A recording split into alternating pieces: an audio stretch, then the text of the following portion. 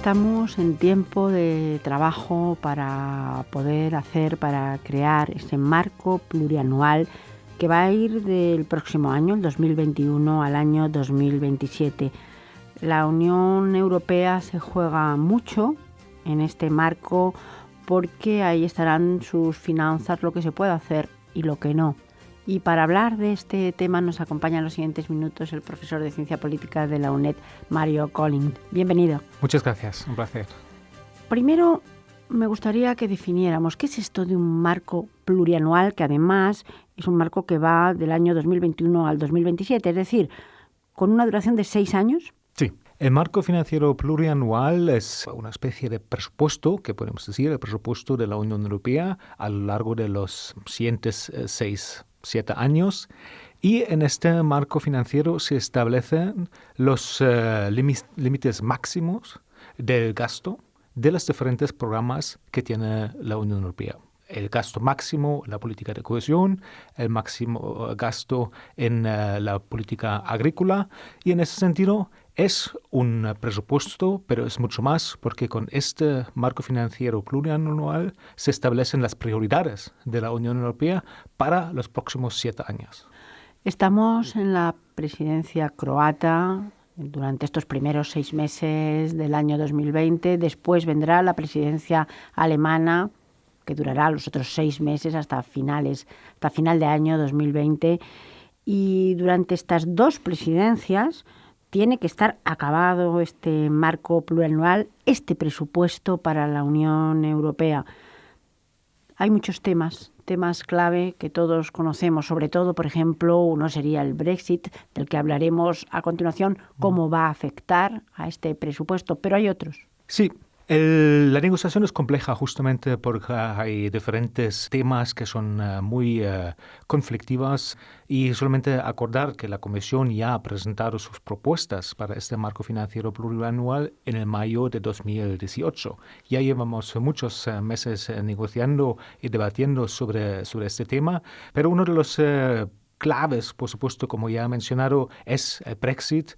El segundo tema clave es la lucha entre los objetivos tradicionales de la Unión Europea, quiere decir la PAC, la política de cohesión, y los objetivos más nuevos, por ejemplo, la defensa de las fronteras exteriores, la política migratoria, la lucha contra el cambio climático. Esos son, por supuesto, temas muy importantes. Y como no se prevé un aumento del presupuesto, por supuesto, estos nuevos objetivos están en conflicto con los antiguos objetivos. Vamos a hablar de todo ello, porque la realidad es que aunque se lleva meses trabajando, más que meses, ya años trabajando para hacer distintas propuestas, el tema del Brexit ha movido un poco toda la situación, porque hay, y por decirlo quizá en palabras muy claras, menos dinero, menos países también que quieran aportar más, y sin embargo mucho que hacer. Mucho que hacer porque, por ejemplo, estos nuevos temas, los temas tecnológicos, los temas de cambio climático, la presidenta de la Comisión Europea los ha puesto como prioritarios. Ella ha dicho que en su programa están muy, muy arriba, junto a los ya clásicos y, por ejemplo, las políticas migratorias. Pero si comenzamos por el Brexit, ¿qué ha significado el Brexit para la Unión Europea y también para los países miembros? En concreto, el Brexit ha significado para el presupuesto de la Unión Europea un agujero negro tremendo. El Reino Unido ha sido y es un contribuyente neto, quiere decir que ingresa más al presupuesto de la Unión Europea que recibe del presupuesto de la Unión Europea, y hablamos de un agujero de entre 9.000 millones de euros y 10.000 millones de euros anuales. Es, por supuesto, una cifra brutal, y los diferentes Estados miembros están debatiendo cómo cerrar este agujero sin reducir demasiado el gasto de la Unión Europea. Por otro lado, también tenemos que decir el Brexit ha tenido un impacto porque ha dominado el debate en el Consejo. durante los últimos meses. Muchos consejos tenían en su agenda debatir sobre el marco financiero plurianual, pero finalmente se ha debatido una y otra vez sobre el Brexit. En ese sentido, ha sido un tema que ha sido presente permanentemente en el debate a nivel europeo.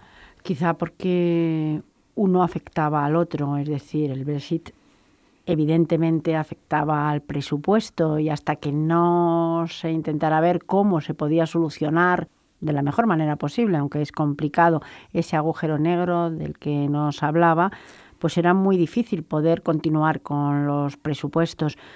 Una vez que ya comienza este año 2021, nos encontramos que no va a haber más remedio que poner soluciones encima de la mesa y todas esas propuestas se tienen que materializar en algo concreto y saber esas partidas a dónde van a ir y en todo caso si hay que reducir en algo, dónde se van a reducir. Ese es el problema.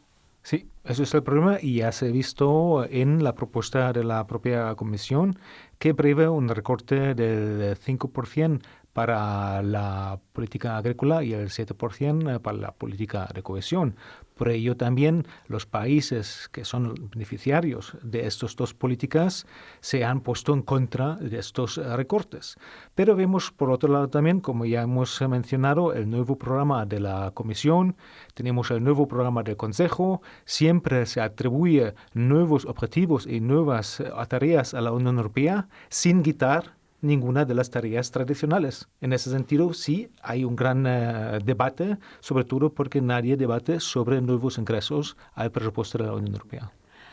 Lo curioso, claro, del caso es un poco esto que aquí se dice, y es que cada vez se van sumando más tareas además que tienen que ver mucho con lo monetario, porque para actuar contra el cambio climático hace falta dinero, la tecnología también hace falta dinero y por supuesto para todo lo que ya estaba. Y los países miembros no acaban de decir muy bien cómo se va a conseguir ese dinero. Es fácil decir vamos a hacerlo todo, pero sin dinero es imposible. Sí. Y ahí vemos una gran debilidad de la Unión Europea y sobre todo en relación a su presupuesto, porque depende de las contribuciones de los Estados miembros. Si la propia Unión Europea decide llevar a cabo una nueva política o si quiere alcanzar un nuevo objetivo, no tiene los recursos o no tiene la capacidad de crear, por ejemplo, un impuesto para aumentar sus recursos para luego conseguir estos nuevos objetivos o estas nuevas metas. Siempre depende de las contribuciones de los Estados miembros.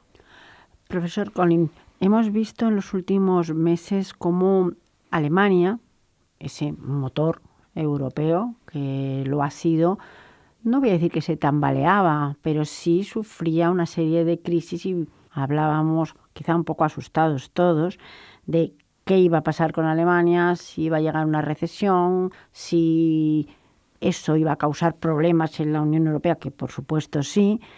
Esto ha creado cierto nerviosismo también, supongo, en los demás países que confiaban en que los tradicionales países que daban más, que ingresaban más a la Unión Europea, pues siguieran haciéndolo. ¿Cómo está ese tema ahora mismo? Podemos considerar a Alemania entre los países moderados.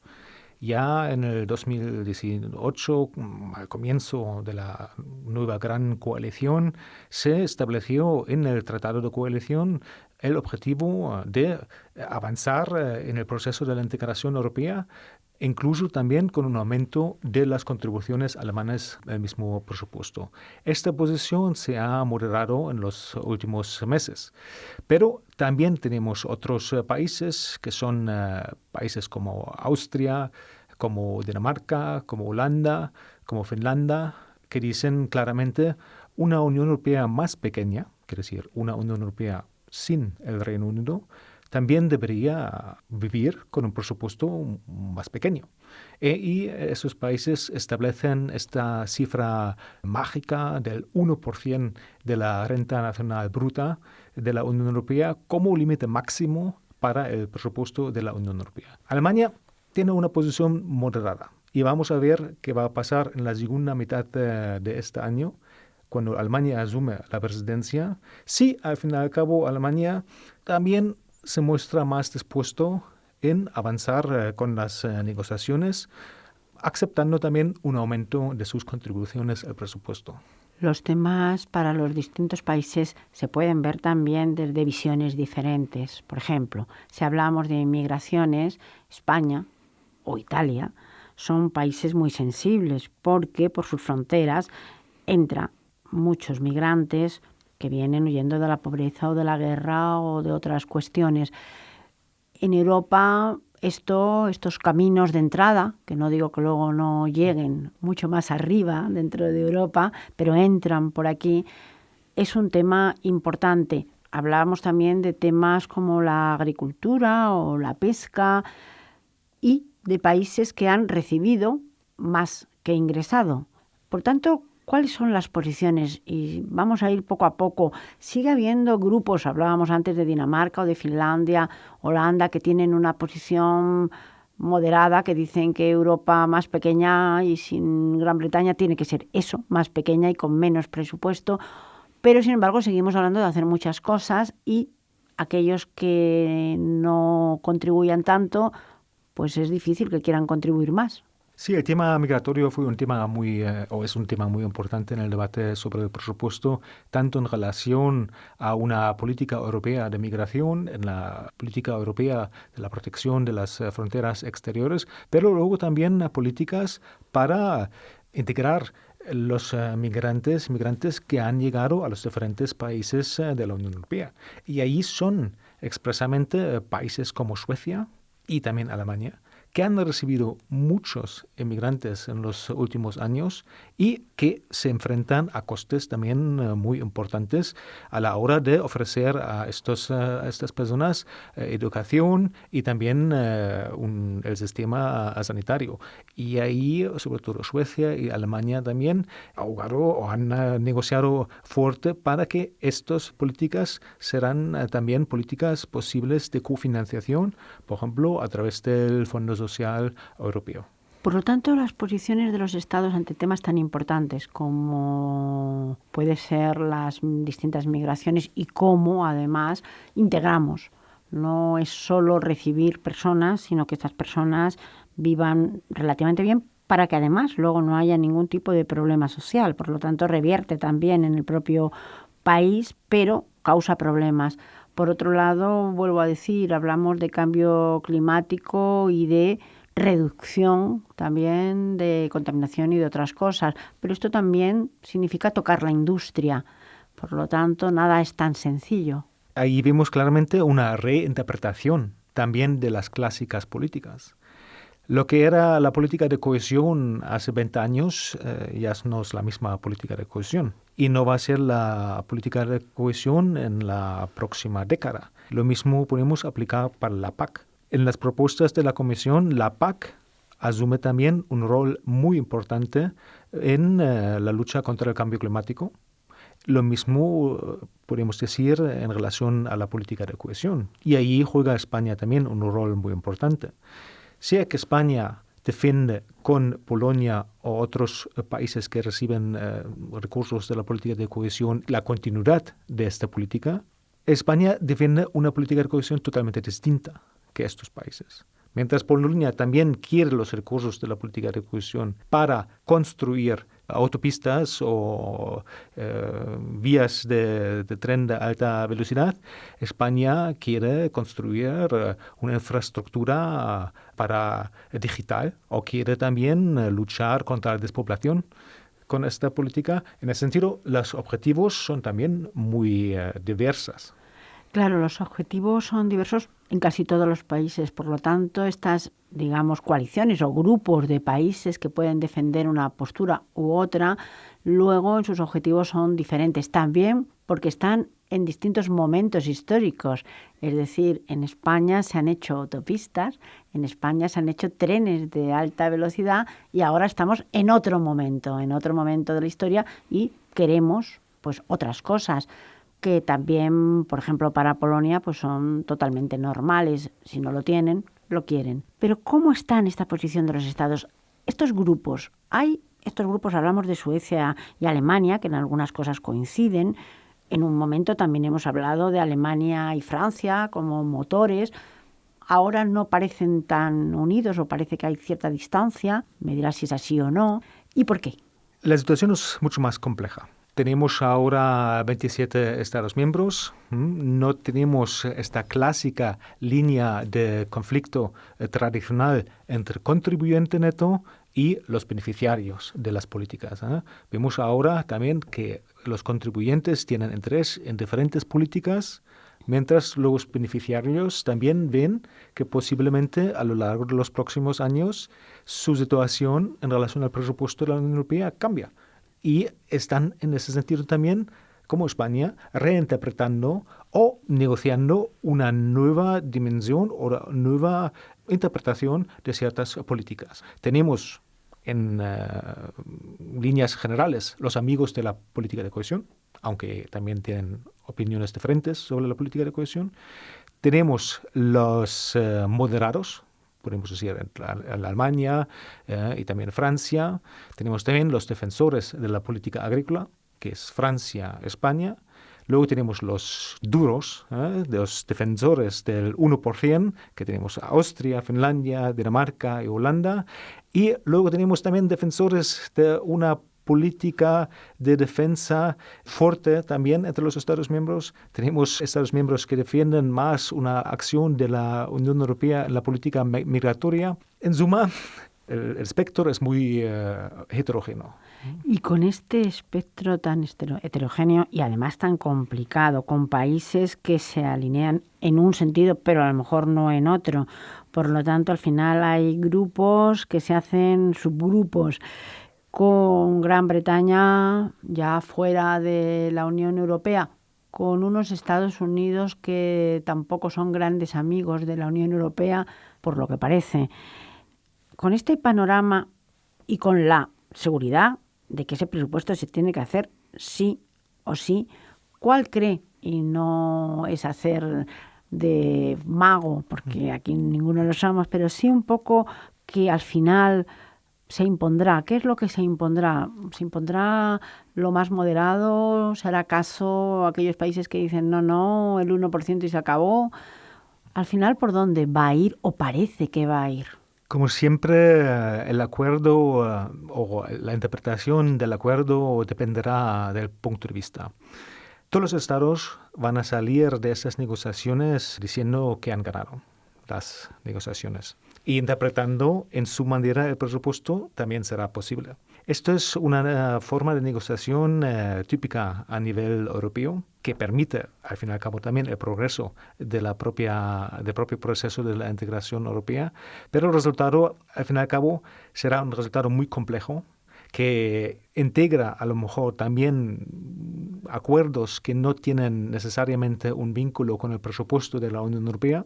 Se va a tomar el acuerdo a las 6 de la mañana, después de una larga noche de negociación, donde todos los Estados miembros pueden decir que han defendido su interés nacional hasta las últimas.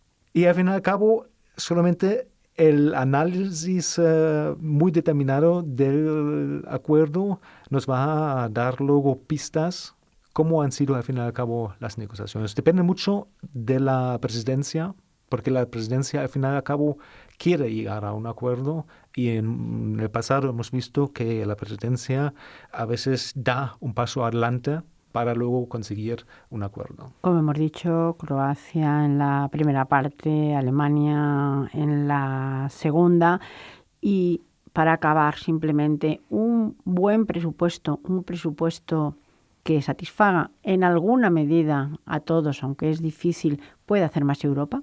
Sin duda. Muchos de los objetivos que tiene la Unión Europea requieren instrumentos financieros.